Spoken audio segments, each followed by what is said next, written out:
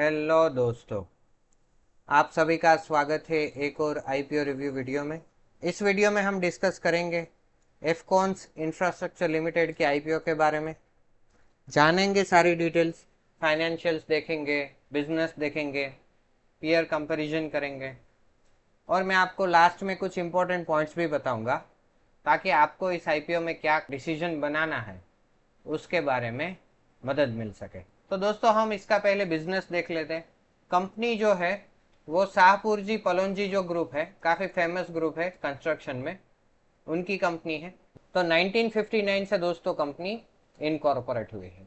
अब इसका बिजनेस क्या है वो मैं आपको, जैसे हम हर बार करते हैं, कि इमेज के द्वारा समझाता हूँ ताकि आपको बिजनेस अच्छे से समझ में आए दोस्तों, कि हर एक कंपनी का क्या बिजनेस होता है। क्योंकि पढ़ के इतना मज़ा नहीं आता, इमेज से समझ में आ जाता है कंपनी का कि क्या बिजनेस है। तो कंपनी का बिजनेस यहाँ पर आप क्लियरली देख सकते हैं, मोस्टली मरीन कंस्ट्रक्शन के कार्य में एक्टिव है। यहाँ पर देखिए काफ़ी सारे ब्रिजेस बनाए हैं।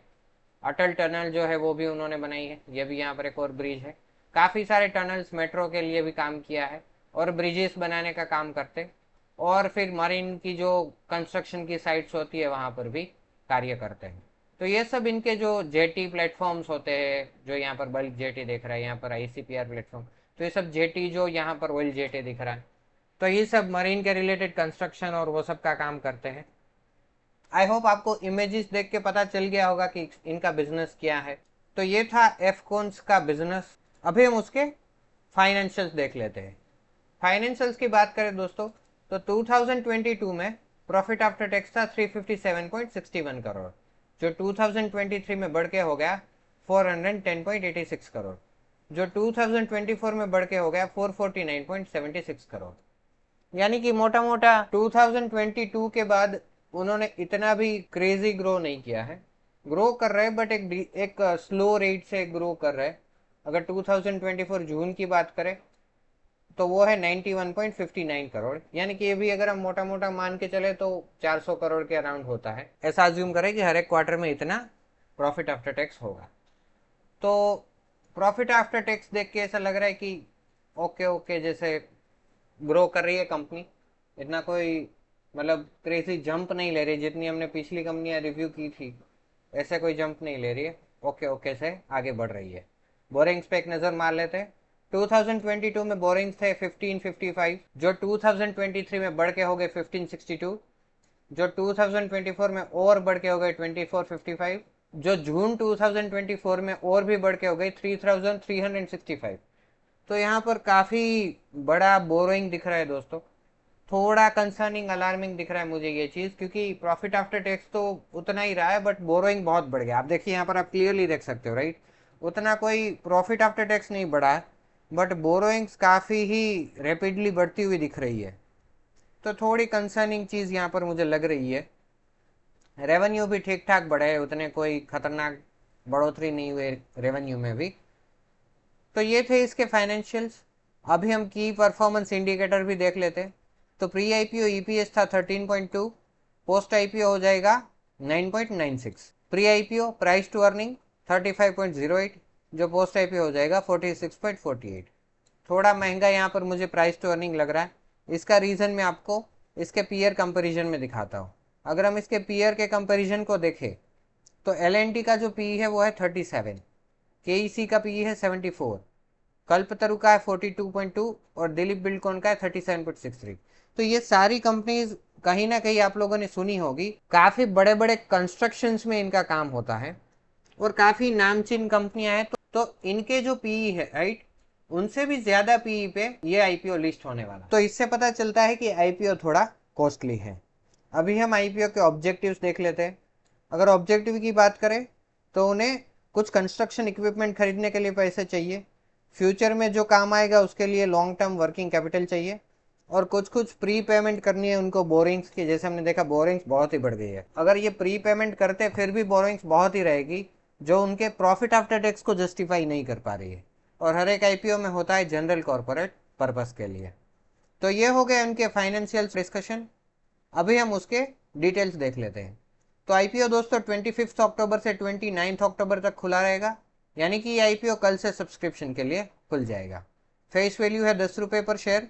प्राइस बैंड अगर हम देखें तो 442 463 पर शेयर है। अगर आप आईपीओ में अप्लाई कर रहे हैं तो आपको कट ऑफ प्राइस यानी कि 463 पे अप्लाई करना है। एक लॉट में 32 शेयर्स हो गए। टोटल इश्यू साइज की बात करें तो 5430 करोड़ का आईपीओ है। काफी बड़ा आईपीओ दोस्तों, वारी एनर्जी से भी बड़ा आईपीओ है। अगर फ्रेश इश्यू की बात करें तो 1250 करोड़ फ्रेश है। ऑफर फॉर सेल की बात करें यानी कि एग्जिस्टिंग प्रमोटर अपना माल बेच के निकल जाएंगे, वो है 4180 करोड़। तो 80% ऑलमोस्ट ऑफर फॉर सेल है, 20% जितना फ्रेश इश्यू है। तो थोड़ा डीमोटिवेटिंग लगता है, जैसे क्योंकि बहुत बड़ा आईपीओ आ रहा है। हमने हुंडई में भी देखा था, वो 100% ऑफर फॉर सेल था, यहाँ पर 80% ऑफर फॉर सेल है। तो थोड़ा कंसर्निंग लगता है जब एग्जिस्टिंग प्रमोटर इतना बड़ा माल बेच के निकलते हैं। अगर आप ऐसे एम्प्लॉय अप्लाई करते हो तो आपको 44 रुपीज़ पर शेयर डिस्काउंट मिलेगा। तो यह कोई आईपीओ की डिटेल्स का डिस्कशन। अभी हम कुछ इंपॉर्टेंट टाइमलाइंस देख लेते हैं।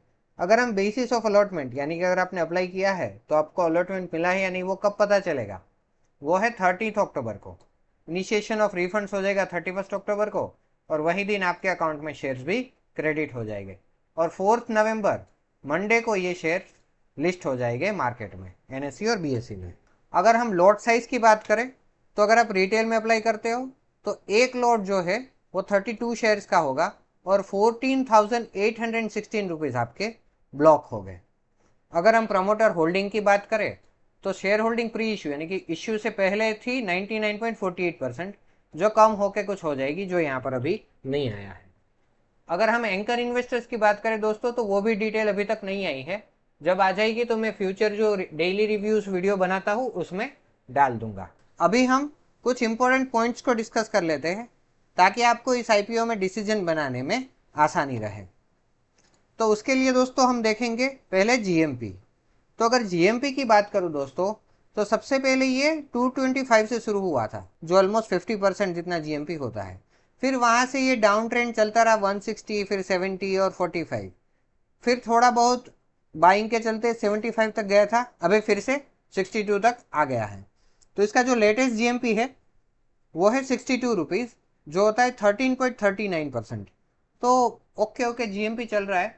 डिमांड भी कम होती ही जा रही है क्योंकि कुछ चीज़ें जो है फाइनेंशियल्स और इसका जो ऑफर फॉर सेल का जो 80% जितना पोर्शन है राइट, वो इसके जीएमपी को यानी कि ट्रेंड को उतना अच्छा सपोर्ट नहीं दे रहा है। अभी आपको इस आईपीओ में क्या करना है, अप्लाई करना है या नहीं, तो उसके लिए मैं आपको कुछ पॉइंट्स दूंगा ताकि आपको डिसीजन बनाने में आसानी रहे।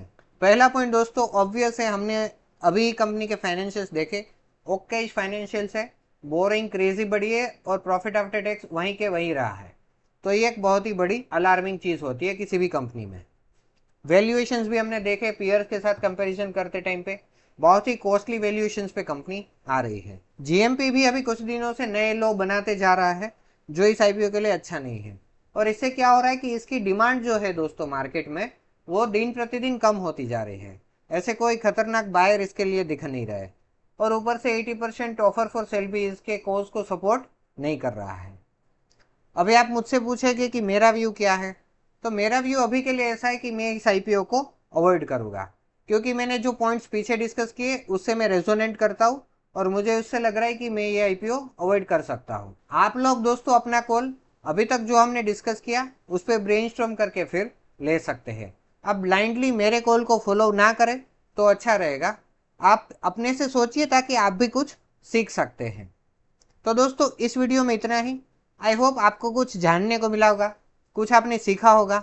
अगर ऐसा है तो आप हमारे चैनल को अपने फ्रेंड्स और फैमिली के साथ शेयर कीजिए और उन्हें बोलिए कि हमारे चैनल को सब्सक्राइब करें ताकि ऐसे अच्छे वीडियोस उनको भी मिलते रहे। बाकी अगर आपको डीमेट अकाउंट खोलना है तो मैंने डिस्क्रिप्शन में एक लिंक डाला है, आप उसे रेफर कर सकते हैं। तो इस वीडियो में इतना ही। Thank you very much, please take care.